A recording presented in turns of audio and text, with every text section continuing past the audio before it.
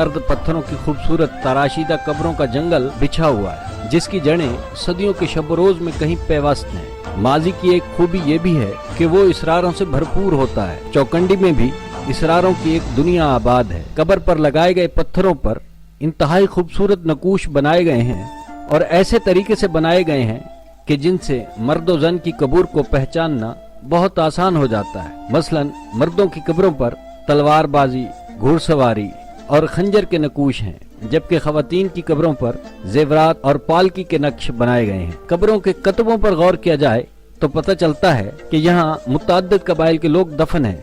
कुछ कब्रों पर बुद्ध मत और जैन मत की निशानियां भी मिलती हैं।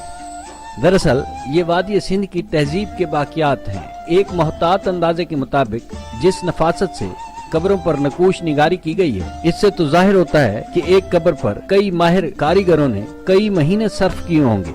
नाजरीन, इस किस्म की कब्रें मलीर, मीरपुर साकरो, मकलई, ठट्ठा और सेवन शरीफ में भी पाई जाती हैं। चौकंडी का कब्रिस्तान फनकाराना महारत और नकूश निगारी का आला नमूना है।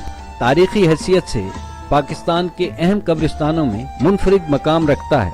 चौकंडी के तमाम मकबरे ज्यादातर पीले और रेतले पत्थर से बनाए गए हैं। इसमें मौजूद मुस्ततील नुमा कब्रें अमूमन 2.5 फुट चौड़ी, 5 फुट लंबी और 4 से 6 फुट तक ऊंची हैं। बाज कब्रें चबूतरे पर बनाई गई हैं, जबकि बाज के नीचे एक तरह के ताक बनाए गए हैं जिनके आर पार देखा जा सकता है। चौकंडी का आखिरी मकबरा 1918 में मीर जाम मुराद अली खान की कब्र पर तामीर हुआ। इस कब्रिस्तान से पुरस्रार दास्तानें मंसूब हैं जिनमें कोई सच्चाई नहीं है। कब्रिस्तान की देखभाल करने वाले मुलाजिम से जब इस सिलसिले में दरियाफ्त किया गया तो उसका कहना था कि वो बरस हा बरस से इस कब्रिस्तान के कोने पर अपनी फैमिली के साथ रिहाइश पजीर है और उससे पहले उसका वालिद भी यहीं रहता था।